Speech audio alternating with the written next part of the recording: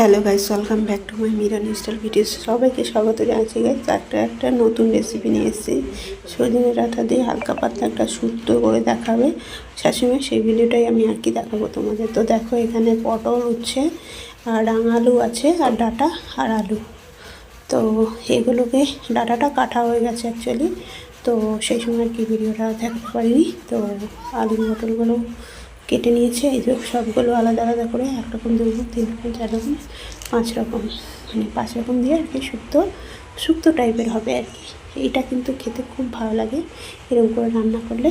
তো একবার করে খেয়ে দেখো। এবার দেখো, ওগুলো দেখাচ্ছি। মানে সুন্দর করে এরকম লম্বা লম্বা করে কেটে নিতে হবে, আর ডাঁটাটাকে একদম খোসা ছাড়িয়ে দিতে হবে। আর এখানে গোটা একটা রাঙালু দেওয়া হয়েছে, আর উচ্ছে একটাই ছিল, আর 2টো কাঁচা লঙ্কা। আর আলুগুলোকে এরকম লম্বা লম্বা করে কাটতে হবে, সেটা তোমাদের দেখিয়ে দিলাম। তো পুরো ভিডিওটায় চোখ রাখো, রান্নাটাই দেখতে পাবে। মানে এত সুন্দর লাগে খেতে, মানে এই দিয়েই কিন্তু ভাত খাওয়া যাবে, অন্য কিছু আর লাগবেই না। ঠিক আছে, তো দেখাবো তোমাদের, তোমরা ভিডিওটা চোখ রাখো। তো দেখো, আমি সুন্দর করে কেটে নিয়েছি, মানে সুন্দর করে আমি না, আমার শাশুড়ি কেটে নিয়েছে। তো এগুলোকে ভালো করে কিন্তু ধুয়েও নিতে হবে, তো সেটাই আর কি দেখাবো। এই দেখো, ভালো করে ধোয়া হয়ে গেছে জল দিয়ে, এই যে জল দেওয়া হয়ে গেছে। এবার কিন্তু রান্না করার পালা।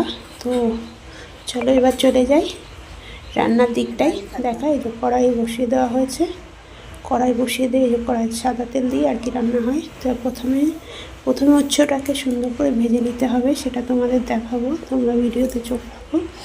তো তেলটাকে ভালো করে গরম করে নিচ্ছে আমার শাশুড়ি মা। তো এই যে এবার উচ্ছেটাকে ভালো করে মানে ভাজতে হবে, অনেকটাই তেল দিয়েছে, ছাকা তেলে উচ্ছেগুলোকে ভেজে নিলে খেতে আরও স্বাদ হবে। তো সেটাই আর কি দেখাচ্ছি। দেখো, তেলটা গরম হয়ে গেছে, এবার কিন্তু উচ্ছেগুলোকে দিয়ে দিতে হবে। তো এইভাবে করে রান্না করে দেখো, এই খেতে কিন্তু খুব ভালো লাগে। উচ্ছেগুলোকে দিয়ে দিল, এবার লাল লাল করে উচ্ছেগুলোকে একটুখানি ভেজে নিতে হবে। একটু একদম কড়া করতে হবে না, মানে ভাজার মতো ভেজে নিতে হবে আর কি, তবে কিন্তু ভালো খেতে হবে।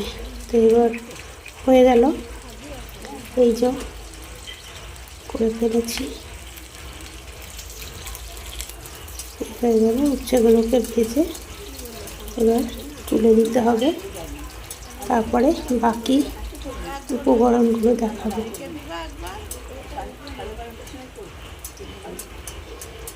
সুন্দর করে ভেজে নিতে হবে। এটা কিন্তু সম্পূর্ণ নিরামিষ, আর আমার কিন্তু এই রেসিপিটা খুব ভালো লাগে খেতে। তো এই জন্য তোমাদের সঙ্গে আরও একদিন করেছিলাম, তো আজকে তোমাদের সঙ্গে আমি শেয়ার করছি। সেদিনকে আর ভিডিওটা বানানো হয়নি, আজকে বানানো। তো উচ্ছেগুলো দেখো এভাবে করে ভেজে নিতে হবে। এবার এই কড়াইয়েই ফোড়ন দিতে হবে, এই কড়াই ফোড়ন দিতে হবে, একটু 5 ফোড়ন দেওয়া হলো। ঠিক আছে, এবার পটলগুলোকে দিয়ে দিলাম, ভালো করে নেড়ে চেড়ে পটলগুলো। এবার বাকি সবজি আলুগুলোকে এবার দেওয়া হবে, এই যে আলুগুলোকে দিয়ে দেওয়া হলো।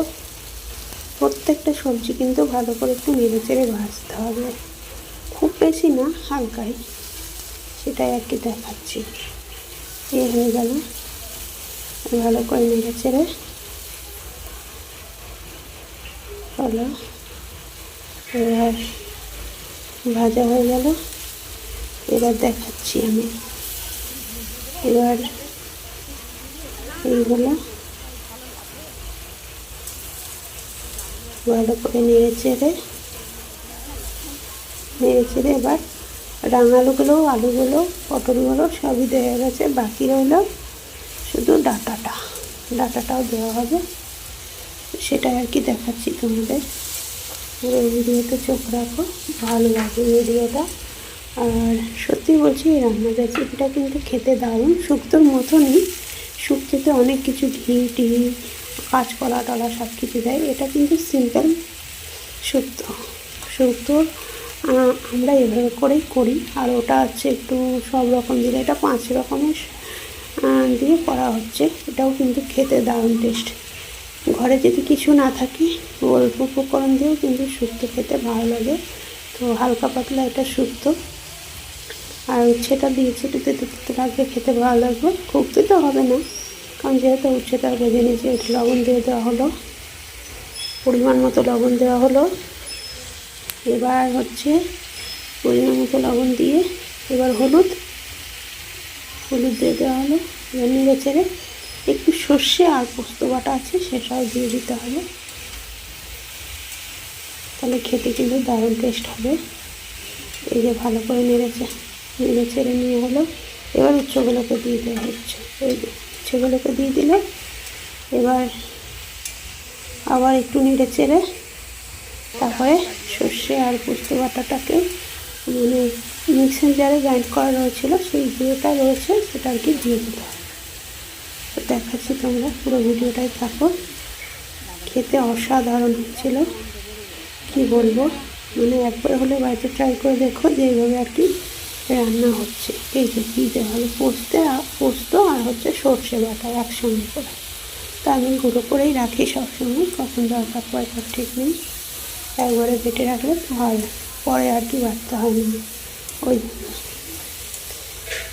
এবার ভালো করে নেড়ে চেড়ে, এই যে ভালো করে নেড়ে চেড়ে নিতে হবে। নেড়ে চেড়ে নিয়ে তারপরে আমি দেখাচ্ছি। এই যে এবার জল দিয়ে দেওয়া হলো, এই জল দিয়ে দেওয়া হলো, আর একটু জল মনে হয় লাগবে মনে হচ্ছে। তো এইভাবে করে রান্না করলে কিন্তু আর একটু জল লাগলো। এবার এটাকে নেড়ে চেড়ে ভালো করে ঢেকে দিতে হবে।